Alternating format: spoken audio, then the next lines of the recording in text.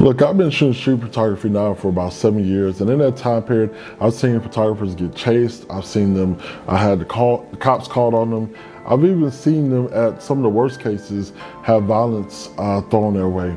And so in that time period, I've learned when to read the room, when is it worth taking the photo, and when you should probably just let it go. And the difference between when I started versus now is that, of course, I have a lot more to lose. I have a career, I have a reputation in a new city, and I have a lot of things going on that I don't want to jeopardize while I'm out on the street. And what I've learned is that street photography isn't just about what's legal, it's about what you're able to live with at the end of the day. Because here's what they don't tell you.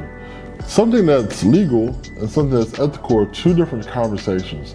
Just because it's legal to do something doesn't always mean that it's ethically or morally right to do it.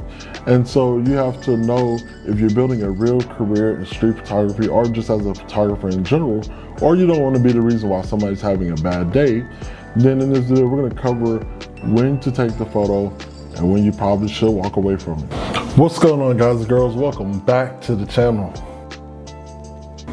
I gotta be real with you, there was a moment last month where I was out on the street with my camera. I saw a moment, I was gonna take the shot, but I ended up putting my camera down. Where I was out on the street, about to take a photo. I'm in perfect lighting, perfect scenario. I had my camera up, ready to take the photo, but I just froze. And something in me told me to put my camera down, and I did. And here's the thing, as a street photographer with the job, I can't afford to have any type of incidents happen while I'm on the street just trying to capture moments. I can't afford to get sued or have the cops calling me for something petty. And so I want to explain where you should know when to put the camera down and when to take the photo. Now here's the thing, as a street photographer, I can't afford to have somebody call the cops to me, to get sued, or to ruin my reputation just because I can read the room. So today we're going to be talking about when to put the camera down and why walking away sometimes might be the most professional thing you can do. Situation 1, vulnerability isn't content. And what I'm talking about is that people out on the street in duress, meaning that they're having some type of real life situation going on, could be medical, could be interpersonal conversation that turned into an argument. It could be that they are down in their luck. Maybe they just got thrown out of their apartment and you see them there with all their stuff on the side of the corner crying.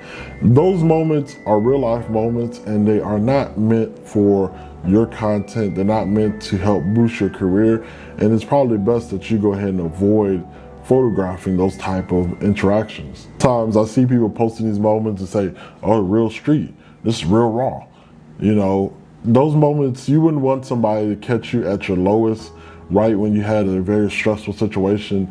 So just treat people how you want to be treated. And here's kind of the line or judge that I use to check myself is I always ask myself, am I documenting something important, or am I just using somebody else's pain for a cool photo?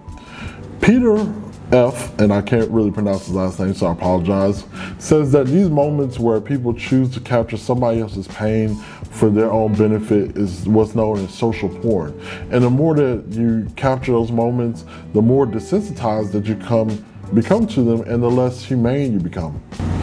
Situation number 2 is the public but private line. And as I said earlier, just because you're in public doesn't mean every situation should be photographed. Again, you come across very intimate moments on the street. Maybe your mom is having a hard time getting her toddler to calm down.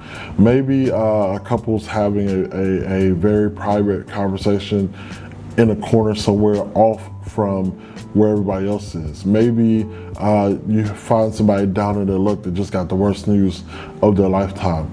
Those moments are not moments for your benefit. You want to not put your camera, don't point your camera at these people. Make sure that you are thinking about yourself, putting yourself in those situations, and ask yourself, is that something that you would want to have done to you? And I know, I've had the same argument. Man, but the Grays did it. The Grays did it. Vivian Meyer did it.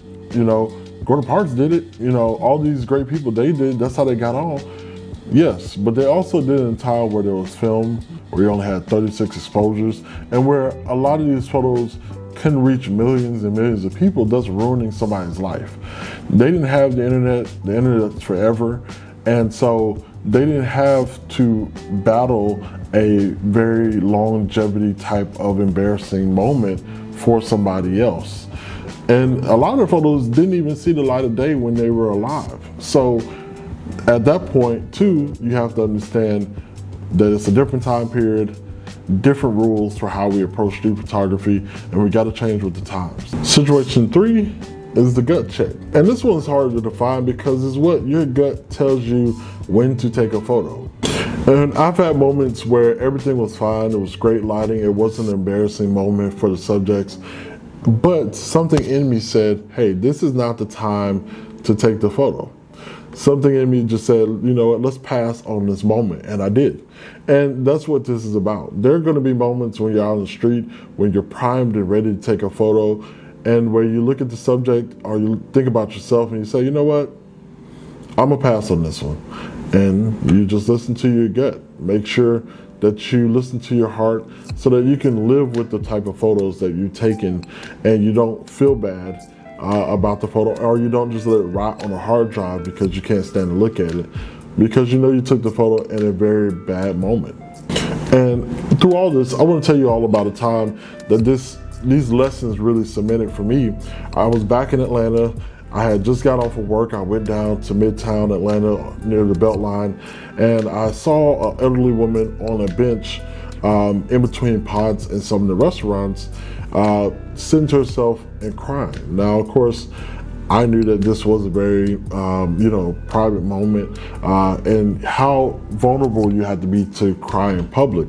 But the way that the scene was, it seemed like something out of a movie, and I was almost moved to take the photo. I said, well, I'm gonna take this photo. I want to, encapsulate this, and I'm far enough away that she won't know I took the photo. But as I looked at her through my lens, I said, you know what? I just really can't. I really don't think that this is a moment that I can bring myself to take a photo of. And I am okay with that, but it lives in the back of my head. There are a lot of shots that I've seen over the years that I could have taken a photo of that live rent-free in the back of my mind, but there are always greater photos out there to capture of moments that will make the memories move forward.